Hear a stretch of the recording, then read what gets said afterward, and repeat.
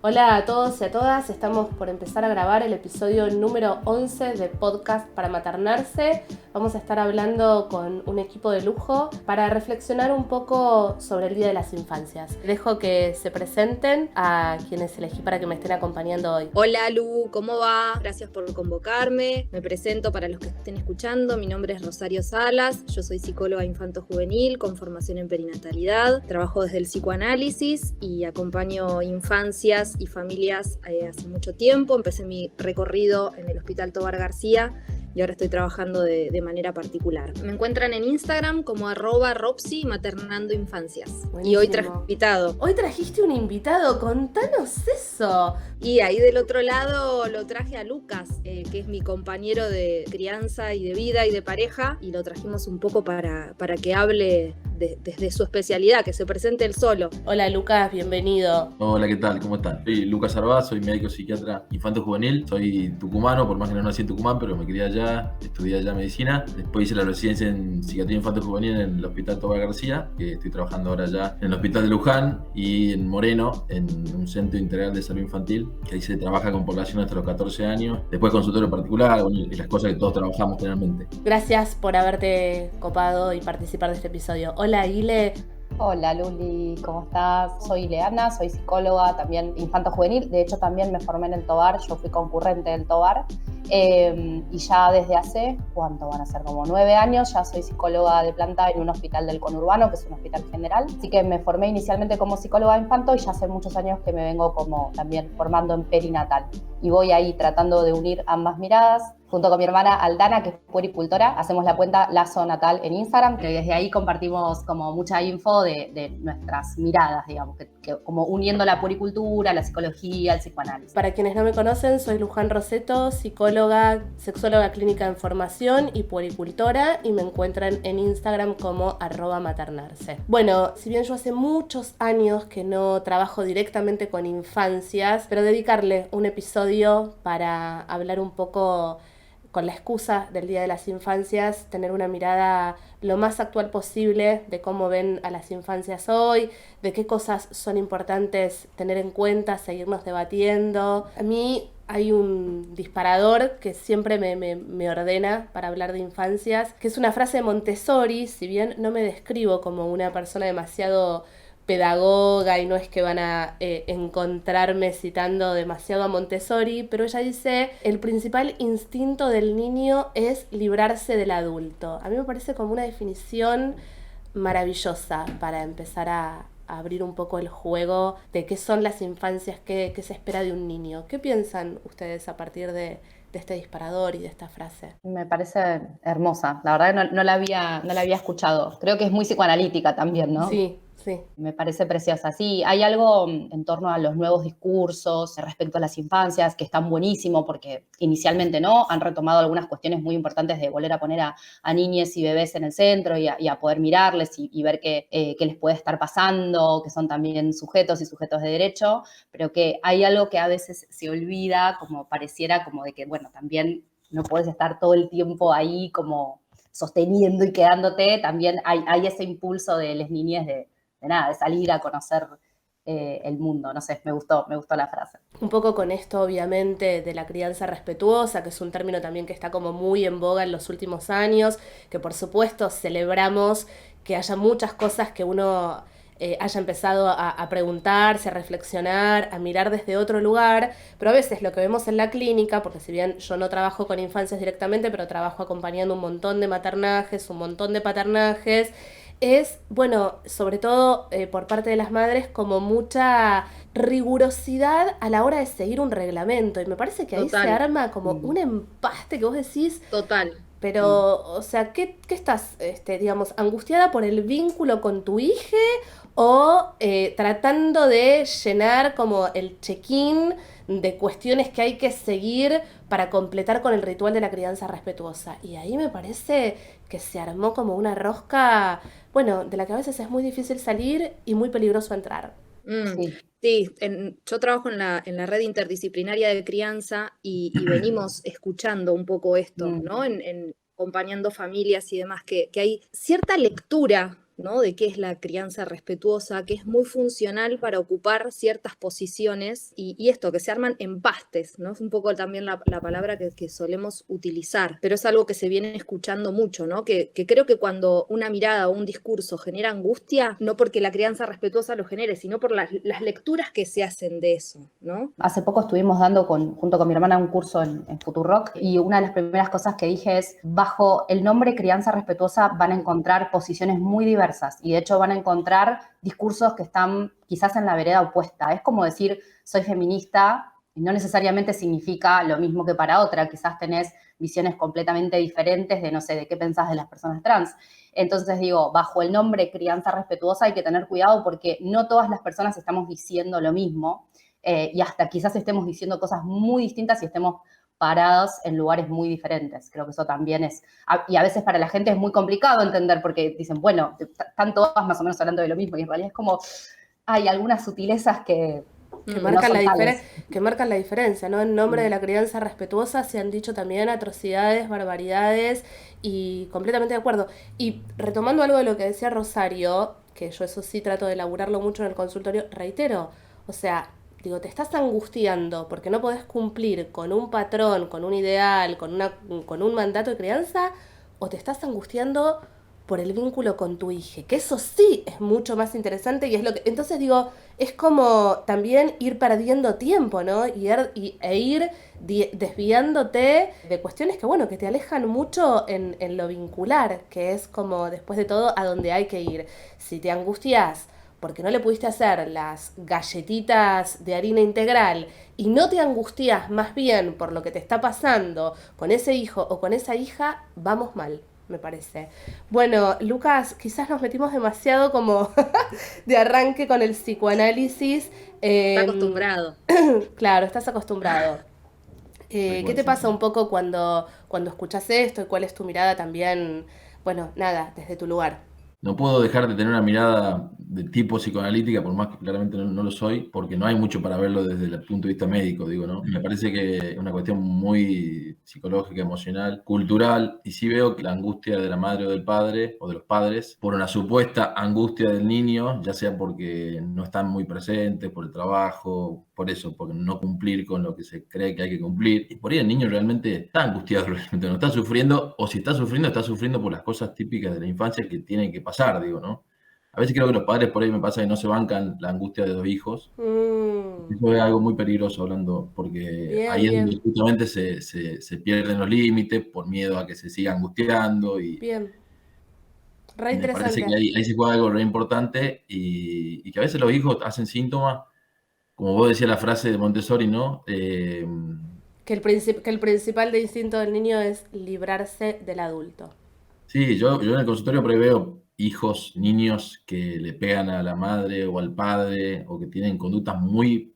Y ahí te das cuenta, digo, el discernimiento clínico de que por ahí a veces es muy dirigido a uno de los dos y no le pasa ni en el colegio ni con los primos. Y a veces tiene que ver con, creo yo, esta cosa de sentirse muy invadidos. Y bueno, es su forma de expresarlo, ¿no? Porque claramente no le pueden decir a la madre, che, vieja, te afloja un poco que me parece que te pasaste con una crianza respetuosa.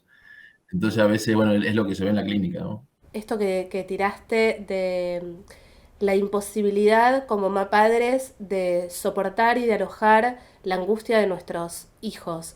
¿Qué piensan? ¿Qué piensa Sile? Porque bueno, ahí creo que tiró como un temón, ¿no? Eso sí me parece que puede aportar para quienes nos estén escuchando, teniendo en cuenta este contexto también de mucho agobio, de pospandemia, de una crisis social, política muy grande. Digo, estamos todos como muy saturados de muchas cosas. El poco resto, ¿no? Que quedó para los mapadres como para muchas cosas y también para poder alojar ahí la angustia de ese hijo. ¿Qué pensás, Sile? Hay como un miedo muy grande, ¿no? A ver, primero que siempre creo que es difícil bancarse la angustia de los otros, me parece como en general, ¿no? Esta cosa de, bueno, no llores, no te pongas mal. A veces es como difícil soportar algo que por ahí las personas que somos psicólogos ya sabemos cómo lidiar con eso y sabemos que a veces simplemente se trata de bancar y que está bueno que aparezca algo de la angustia. Pero en relación a mapadres es como... En el último tiempo o en los últimos años se ve muy fuerte esto, un miedo tremendo a la angustia, un miedo a la frustración, la pregunta que a veces aparece mucho en el consultorio de, bueno, ¿y si se enoja? ¿Y si se pone a llorar? como que es lo más terrible que puede pasar, ¿no? Y ahí de nuevo volvemos un poco al inicio de la charla, donde hay que desarmar algunas cuestiones que dicen, bueno, si tu hijo se angustia, si tu hijo se frustra, ojo porque estás generando patología y vos deberías estar ahí impidiendo esto. Y en realidad es como difícil desarmar y decir, bueno, si se angustia, genial, banquémoslo, soportémoslo, abracemos, contengamos, hagamos algo con eso, pero no le tengamos miedo. En realidad, celebrar un poco que eso ocurra. Nosotras también sabemos que se angustie un niño, una niña, está bien, digo, hay algo ahí que hay que poder soportarlo, pero que está bueno que suceda. ¿Qué pensás, Ro? Sí, pensaba justo con lo del llanto, es algo de estas lecturas, ¿no? Como de lo polivalente ahí, de cómo se lee esto, de no dejar llorar, ¿no? Bueno, que es muy de la crianza respetuosa. Bueno, obviamente uno acompaña, me parece que hay que trabajar mucho como con las sutilezas del lenguaje en este punto, ¿no? Bueno, estas preguntas, esto que recorta Ileana es tal cual de todas las consultas, el miedo a que se frustren, qué pasa si llora, qué pasa si se desborda, cómo acompaño, ni siquiera es cómo acompaño el berrinche, y que no haga berrinches, ¿no? Y en realidad el berrinche tiene que estar, o sea, es parte del desarrollo y de la constitución subjetiva de un niño, ¿no? Sí, es re interesante esto ni siquiera aparece la pregunta de cómo lo acompaño, la pregunta es, ¿qué hago si sucede, no? Es como, o a veces es yo le expliqué, pero igual lloró. Y sí, le anticipé, ¿no? Como hice bien anticipé, validé, igual se enojó. Bueno, ahí también volvemos como un poco al principio. Te das cuenta cómo está como todo muy centralizado en esto de cumplir con el posteo de Instagram que le leí a no sé quién. Entonces yo hice todo, yo anticipé, yo validé, yo acompañé, pero te das cuenta que hay ahí como, digamos, hasta una distorsión, ¿no es cierto?, de lo que está pasando. Y volviendo a la frase de Montessori de que el principal instinto del niño es librarse del adulto, también otra cosa que veo mucho es a veces se desarman casi narcisísticamente los padres en explicaciones, exceso de palabra, exceso de anticipación, cuando eso para un niño es intolerable e insoportable. O sea que también, ¿no? Digo, no quiero entrar como en la línea de lo que hay que hacer, pero el acompañamiento con un hijo muchas veces es desde la periferia, ¿no? O sea, como... Bueno, voy a contar algo muy personal, pero que una vez lo usé para hacer un posteo, pero para mí es hermosísimo. Cuando mi hijo tenía 3 años, o sea, bien infante, una vez me dijo, mamá, juguemos a las escondidas, pero avísame dónde te tengo que encontrar. O sea, más metáfora, un digno hijo de psicóloga, y bueno, me pareció como hermosísima la metáfora, ¿no? O sea, juguemos a las escondidas, pero avísame dónde te tengo que encontrar. Y me parece que hay algo, bueno, de esa función, ¿no? En el paternaje y en el maternaje, y que creo que está como súper relacionado con la frase de Montessori, ¿no? Miren cómo se empieza a armar algo. Sí, me parece que también algo que vos decías de dónde venimos, de la pandemia, del estar como, de un estar ambiguo, ¿no? De estar mucho tiempo y endogámico, cohabitando, pero con esta tensión como dividida todo el tiempo, ni trabajando, ni criando. Y algo de lo que se escucha mucho en las consultas es la culpa, ¿no? La angustia de los padres en esto de compatibilizar y congeniar, que no hay resto. Y en realidad por ahí se trata de acompañarlos a ver que sí, que están en este momento, en este otro. Digo, hay como una mezcla y un desorden que siento que es como un momento de ordenar. En general, un poco, ¿no? Como bueno, a ver, esto, ¿de dónde viene esto? Esto que vos decías, bueno, ¿te angustias por el vínculo que estás construyendo con tu hija o es angustia porque no podés cumplir con, ¿no? Como que es un momento de mucha mezcla. Sé que es un temón que da para demasiado, así que me hago cargo que tiro como una pregunta por ahí como bastante difícil de responder, pero ¿cómo se manejan con este límite tan delgado a veces, sobre todo ustedes que trabajan con población infanto-juvenil, cuando hay que hacer una derivación con psiquiatría, este límite que también tratamos de manejar mucho desde el psicoanálisis, de no estigmatizar, de no medicalizar absolutamente todo, de que no todo sea una etiqueta, una patología, pero también sabemos que en muchos casos las intervenciones, las interconsultas, el trabajo en red es absolutamente necesario. ¿Cómo se manejan con ese límite? Y vos también, Lucas, ¿cómo lidias después con eso en el consultorio y con tus pacientes, ¿no? Con esta cosa de que no todo es para medicalizar, pero sin embargo, como validar este lugar de consulta con un psiquiatra infanto-juvenil. Sí, me parece que siempre es un tema delicado introducir la posibilidad de una derivación o de una interconsulta. Uno lo plantea como hagamos una consulta, ¿no? Creo que es el último recurso de un camino ya andado, al menos en mi En la modo población de infanto-juvenil. población infanto-juvenil y a mi modo de leer la clínica, ¿no? También sé de otros lugares y otros espacios donde hacen una evaluación y ahí salen con todo el paquete de neurólogo, psiquiatría, 200 tratamientos, ¿no? Yo intento siempre ir como de menos en las intervenciones a más, pero sí creo que una consulta oportuna y a tiempo marca mucho la diferencia y que hacer una derivación o un pedido de interconsulta con psiquiatría no siempre significa medicar. Claro, claro. Muy bueno, sí. Me parece que a veces uno puede hacer como un diagnóstico en interdisciplina también, ¿no? Y un diagnóstico que no nos lleve a una etiqueta, ¿no? Pero sí un diagnóstico situacional como ordenador también Sí. del trabajo. Sí, trae alivio a veces un diagnóstico, ¿no?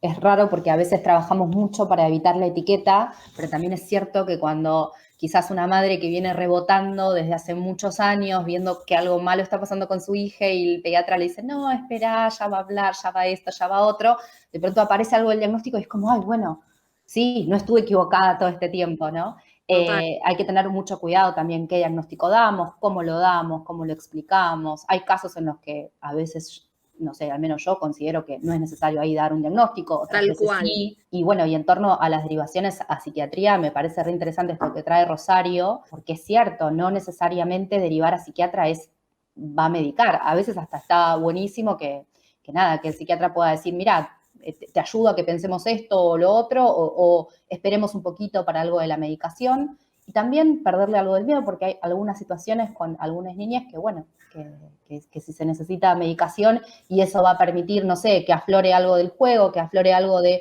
lazo y el vínculo con otro, bueno, entonces, bienvenido sea. El punto es en qué casos, y eso es algo a considerar como siempre, como con mucho cuidado. Sí, no perdiendo de vista también la singularidad de esa familia, ¿no? Esto que decía Ile, bueno, algunas familias les daremos un diagnóstico, otras no, en algunos casos, es poder como escuchar la sutileza Sí. Y lo singular de esa infancia y de su contexto. Sí, pero está bueno esto de desmistificar la interconsulta con psiquiatría, entender que los psiquiatras son médicos y médicas. Por supuesto, están los psiquiatrones, ¿no? Que como decía Rosario, bueno, enseguida salen con su botiquín.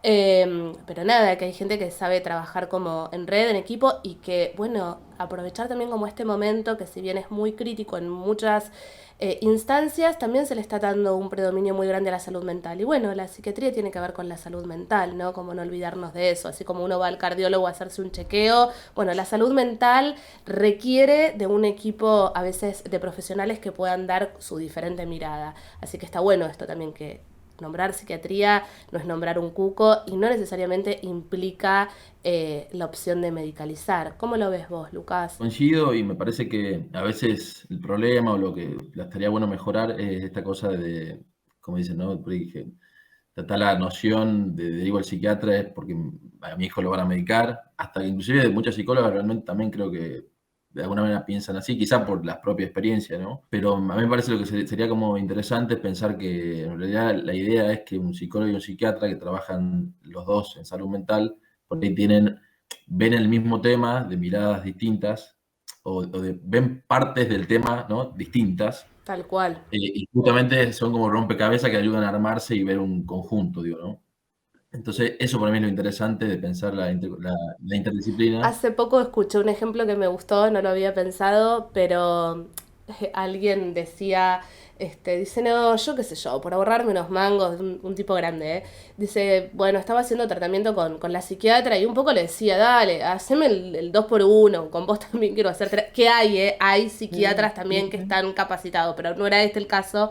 Pero la cuestión es que me decía, bueno, es como, claro, como querer contratar a un arquitecto y que te haga el laburo de un ingeniero y de un ingeniero o sea que está bueno esto que estás diciendo, ¿no? Que estamos como viendo diferentes partes de la misma película. Ese es el laburo Y interdisciplinario son miradas también, que se complementan. que se complementan. Ujú. Sí, sí, tal cual. Bueno, el psicólogo, perdón, no, no quiero meter el área de ustedes, pero digo, el psicólogo trabaja con la palabra. Eso alguna vez he escuchado, digo, la psicología es la ciencia de la escucha, la mirada, la psiquiatría es la ciencia de la mirada, digo, ¿no? Claro. Los psiquiatras miramos, observamos y vemos conductas generalmente, bueno, más allá de síntomas. Y entonces a eso me refiero, digo, ¿no? Pues digo, para hacerlo más esquemático y Sí, más sí. simbólico, ¿no? Yo miro y ustedes, o nosotros miramos, ustedes escuchan, entonces por eso está buenísimo que nos pongamos de acuerdo. Ustedes también miran, obviamente, porque también están preparadas para eso, pero digo, estamos más especializados nosotros y está bueno que puedan confirmar lo que ustedes sospechan por ahí con una interconsulta, ¿no? Ujú. A mí me pasa generalmente cuando me llega una evaluación de una psicóloga, como por suerte generalmente trabajo o me llegan de psicólogas que creo que trabajan bien, yo casi ya sé que voy a medicar, porque esa es la dinámica de alguna vez, ¿no? Claro. Porque ya llegaron hasta la última instancia por cómo funciona la casa que era todavía, pero bueno, estaría bueno a veces, yo pienso en algunas pacientes, por ahí, bueno, por ejemplo, por dar un ejemplo, ¿no? De pacientes con anorexia, púberes o adolescentes, que por ahí la tratan una psicóloga, junto a un nutricionista, pediatra, y se espera hasta que la paciente esté realmente muy desregulada, con muchas crisis, para derivar a la psiquiatría, cuando por ahí una evaluación del momento que ya se piensa el diagnóstico, digo, cuando la cosa ya se viene sabiendo que obviamente va a venir para complicada, que ya de entrada haya una interconsulta, porque también a mí como psiquiatra nos sirve para estar conociendo a la paciente, ¿viste? Como ir acompañando, por más que por ahí en ese momento no haga falta una medicación, y si hace falta una medicación ya me conoce la paciente, digo, no es que yo llego en el momento de la crisis y es todo nuevo y es todo, ¿viste? También hay mucha desconfianza con la medicación porque no me conoce. Creo que estaría bueno sumar esas cosas, digamos. Sí, ni hablar. Y creo que tiene que ver mucho con el tabú, que significa, ¿no? Esto de Ujú. repensaba en lo que decía hace un rato, es como el último recurso, pero también es un modo de trabajar a veces, ¿no? En esto de que decías, bueno, ¿hasta dónde tirar de la cuerda, hasta dónde esperar para hacer la interconsulta? Sí, y poder como habitar también como mapadres un lugar un poco más intermedio, ni ponernos en un lugar negacionista, ni tampoco esto de, bueno, ir persiguiendo la etiqueta, el sobrediagnóstico que también muchas veces existe, por ejemplo, con, no sé, con el retraso del lenguaje, en donde uno observa mucho, o bueno, ya va a hablar, ¿no? O al contrario, ir enseguida a veces bueno, a diagnósticos como de los que después es difícil salir. A mí me gusta un poco el concepto también que dice que los diagnósticos en la infancia se escriben en lápiz. ¿Qué piensan con respecto a eso? Totalmente. Sí, es algo con lo que coincido mucho. De hecho, me peleo bastante con ciertas miradas psicoanalíticas con las que nos hemos formado, ¿no? Ciertas miradas psicoanalíticas que tienden a pensar quizás lo que tiene que ver con la psicosis y con el autismo como algo ya dado muy de entrada. Y en algún punto es una negación hasta de nuestros propios maestros. Es una negación a Freud, es una negación a entender a la infancia como un tiempo lógico, donde seguro que se van constituyendo algunos cimientos, que después es difícil si el cimiento está construido ahí complicado, pero no es destino. Si no, volvemos como a una mirada como muy purista de, bueno, lo que pasa en la infancia es un destino ineludible y de ahí no vas a poder salir. Y la infancia es un tiempo lógico de constitución, donde hay algunas cosas que siempre cuanto más temprano intervengamos, ¿no? Pero hay algunas cosas que pueden tomar otros caminos. También la adolescencia tiene un poco de esto, entonces nada, a mí esa frase de los diagnósticos se escriben con lápiz me encanta y realmente como que siento que va mucho como con cómo pienso la clínica. Que está todo siendo y sucediendo. Y me parece que algo de esto de los cimientos y de lo que deja marca en la infancia es algo de lo que se escucha mucho también en la clínica acompañando a adultos, como la cagué. Como que si hay algo que si quedó marcado, algo traumático, ya no hay vuelta atrás, ¿no? Digamos, y nuestro laburo no tendría sentido si pensamos que no hay posibilidad de retramitar algo. Y mi hermana Aldana siempre se ríe porque se acuerda que con su primer hija, un día me llama muy angustiada, repuérpera, mi vida. No me acuerdo qué es lo que me dice que había hecho y me dice, la cagué. Y le digo, Aldi, la vas a cagar siempre. O sea, como madre. Por Y le dije lo suerte. mismo, por suerte, la vas a cagar. Si la cagas porque está presente. Claro, lo importante es que nada, que después te preguntes acerca de eso, bueno, ver qué hacemos con eso, ¿no? Pero Sí, el famoso sí, pero no. Sí, a mí como para ir un poco cerrando, yo siempre digo lo mismo, ¿no? Me he escuchado decirlo muchas veces, que a veces me parece que lo mejor que uno puede hacer por un hijo o una hija, y quizás lo menos intervencionista, es observarlos, que no es lo mismo que mirarlos. Me parece que esto de observar, pero no, o sea, de vuelta, no como corrernos del mandato, sino la capacidad de poder, que no todo el mundo, por supuesto, la puede tener, la puede desarrollar, por eso a veces es importante el espacio de terapia de los propios mapadres, pero me parece que observar a un hijo no es lo mismo que mirarlo, ¿no? Puedo mirar una película, puedo mirar una pared, puedo mirar un vestido. Observar a un hijo es con la implicancia, con la angustia, desde la periferia también, volviendo a lo del inicio de Montessori. Un adulto interviniendo todo el tiempo y con la mirada o con la palabra también en exceso es tan peligroso o nocivo como la ausencia total casi, ¿no? Así que, bueno, la verdad que me sentí súper cómoda, me encantó. Quisiera dejarles también que cada uno haga un cierre con lo que quiera decir, de lo que se le ocurra relacionado con esta temática. Siempre me gusta sugerir si quieren alguna lectura o alguna serie. Estaba pensando...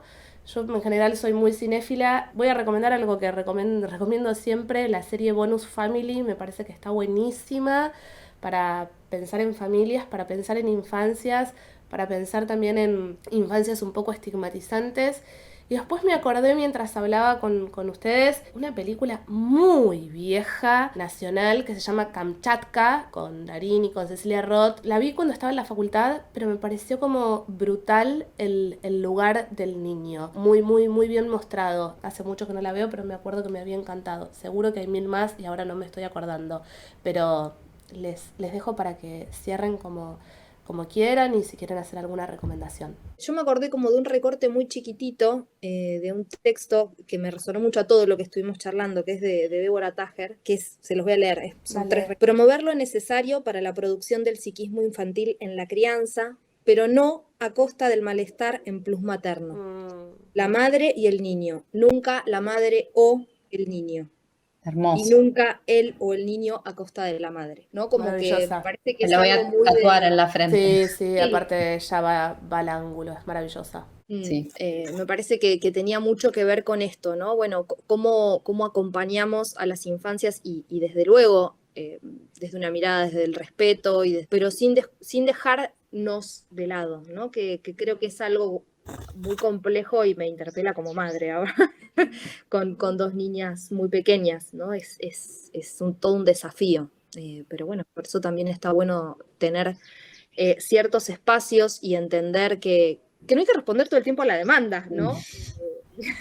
Absolutamente. ¿no? Y que, bueno, justamente algo de lo sano y de lo saludable es que cada uno que pueda ir circulando paulatinamente y en sus tiempos por otros espacios. Perdón, no digo responder a la demanda, coincido, no hay que responder siempre a la demanda y a veces hay que responder a la demanda con un límite, digo, ¿no? En el sentido, digo, no puedo, me tengo que ir a trabajar y tratar también de vencer nuestra culpa por hacerlo y entender que es algo que es normal y que el niño también lo tiene que entender, porque si no, no va a poder crecer después y entender que el mundo es así, digo, ¿no? ¿Me lo estás diciendo a mí? Entramos a la parte que nos da rating, por favor. Pico. Bueno, nos peleamos acá, porque creo que nos cuesta todo, y me incluyo, no sé si a todos los padres, pero a mí por lo menos sí. Me encanta esto que decís porque creo que ser niñe o ser padre, volvemos también a algo que habían dicho al principio, pero tiene que ver con poder soportar lo insoportable, ¿no? De última ir entrando también a la vida como hije o a la vida como como cuidador, como mamá padre, pero tiene que ver con algo de poder tolerar lo insoportable, porque hay algo de todo esto que es insoportable, por supuesto, ¿no? Sí, y no creer que porque se te vuelva insoportable por momentos, eso habla del papel que estás haciendo, de tu calidad en tanto Tal cuidador, cual. cuidadora. Si tuviera que decir algo para cerrar, quizás me gustaría como decir algo en torno a lo que preguntaste, que al final, en el inicio, Luli, que no nos metimos con esto, que tiene que ver un poco con los tiempos que estamos viviendo. Sí, Sí. me encanta. Son tiempos o de pospandemia o de que estamos atravesando algo ahí en torno a su final, y fueron tiempos muy difíciles para niñas y para adolescentes también, tiempos de mucho encierro, de mucha pérdida de sus lazos con los pares. Volviendo a esa frase que vos traías en el inicio, ¿no? Bueno, algo que quiere el niño es alejarse de los adultos, así que nada, los pares son como muy necesarios para la constitución, entonces también entendamos que vienen nosotros venimos de tiempos muy difíciles y nos falta resto, y las niñas vienen también de un tiempo muy difícil. Empezamos a ver muchas niñas que les cuesta mucho estar con otros, que les cuesta estar con otras personas también, entonces, bueno, nada, es un tiempo como también de mucha paciencia, de entender que estamos todos, incluidos las niñas, atravesados por esto. Y nosotros también, ¿no? O sea, como es la primera vez también que nos sucede que desde la clínica... Sí, el nivel de demanda. El nivel de demanda ni hablar, estamos todos creo que estallados de trabajo, pero donde además tenemos como que jugar todo el tiempo con el contexto. Digo, no nos podemos tomar el lujo de, bueno, tener una mirada elitista o solitaria. Creo que como nunca nos pasó, hay que todo el tiempo estar haciendo una lectura social, cultural. Por eso también es un momento donde para nosotros mismos es súper importante hacer lazos con otros y tener una mirada interdisciplinaria, porque lo que está pasando es muy excesivo y lo excesivo no se puede nunca en soledad, ¿no? Sí, totalmente. Me parece que también es un momento para nosotros ser como muy creativos y de repensar la clínica. Nunca habíamos recibido, en Luján no somos muchas psicólogas infantos y una de mis mejores amigas lo es, y armamos un dispositivo un poco en función de lo que escuchábamos en las consultas, de niñes muy pequeños, con muchas dificultades, esto que traía Ile, ¿no? En el lazo social, en poder estar con otros. Y armamos un dispositivo grupal, y esto también, ¿no? Como para sostenernos nosotras en la consulta, porque también hay un nivel de esto, como, bueno, como que hay algo para escribir ahora, Total. ¿no? De dónde venimos y qué es lo que estamos transitando. Y me parece que cuando eso también se transita acompañado, aparecen otros dispositivos y otro modo también de hacer clínica. Y los efectos subjetivos son impresionantes también. Sí. Bueno, Lu, ¿querés decir algo? ¿Vos también te sentiste cómodo? Súper cómodo, sí, sí. Es más, se me pasó volando el tiempo. Cuando Sí. dijiste que ya estábamos terminando, Y digo, es que pensé es había pasado un... 15 Me pasó minutos. lo mismo. Es un tema y que vieron, da como para mucho y muy, muy actual, muy necesario, ¿no? Yo dije, estoy recién empezando. Creo que también que tengamos esta sensación de que nos fuimos copando y que da para más, habla de, bueno, de la necesidad que hay, ¿no? De hablar y, como decía Ro, de reinscribir algo ahora. Sí, en mi caso, nada, solo por ahí decir, está bueno también, al menos yo trabajo así y creo que muchos psiquiatras también, digo también eso, por más que tengamos la posibilidad de medicar, digo yo cuando veo a un paciente, realmente juego con el paciente, claro que parece algo medio obvio, pero no sé si siempre se da, ojalá que sí, no es que yo solamente eso, observo y miro, también miro el juego, obviamente, porque Claro. el niño juega, o debería jugar, cuando no juega también me dice algo, obviamente. Igual. Y después también entender, también relacionado con estos tiempos, que hay chicos que particularmente ahora la están pasando mal, por ahí están con algún tipo de cuadro, por ahí que responde a algo reactivo con estos tiempos y que por ahí, a veces hablando de medicación, por ahí una medicación no está mal. A veces se cree que si algo es reactivo no se medica, digo, ¿no? Como que se medica solamente lo que es un trastorno de base y qué sé yo. Y a veces por ahí incluir una medicación y entendiendo que es por un tiempo hasta que justamente el chico pueda salir de esto y de esta situación. Está bueno, porque si el chico está sufriendo, la verdad que esperar el tiempo hasta que esto se pase, a veces por ahí me parece que no tiene mucho sentido o no está bueno. Sí, por eso la importancia, ahí sí les robo como un concepto más a los cognitivos que está bueno, la psicoeducación, ¿no? O sea, como explicar, porque digo, si yo medico y no explico nada, ahora cuando uno va explicando, mirá, esto es por un tiempo, se va después quitando, bueno, cuando hay como otra información, también uno se puede posicionar desde un lugar diferente, ¿no? Bueno, la verdad que un placer total total, les agradezco. Afuera es un sábado radiante, pero valió la pena tener este plan así tempranito porque la pasé bomba y creo que es un tema absolutamente necesario. Son un lujo total. Nada, otra vez, gracias. Gracias a vos, Lu. Gracias a vos. Gracias por la invitación. Chau, chau. Chao, chao. Gracias. Hemos llegado al final de otro episodio de podcast para maternarse. Si te gustó este episodio, ayúdanos calificándolo con una buena puntuación en Spotify y suscribiéndote al canal de YouTube. Nos volvemos a encontrar. Gracias por el aguante.